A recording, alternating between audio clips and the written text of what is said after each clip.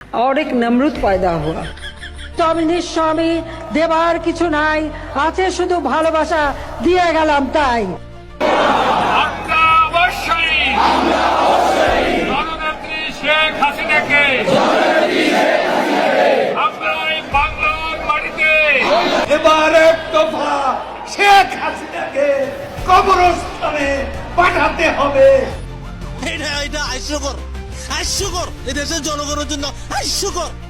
অনেকেই কিন্তু মাংস খেতে চায় না, মাংসের পরিবর্তে এখন কাঁঠাল।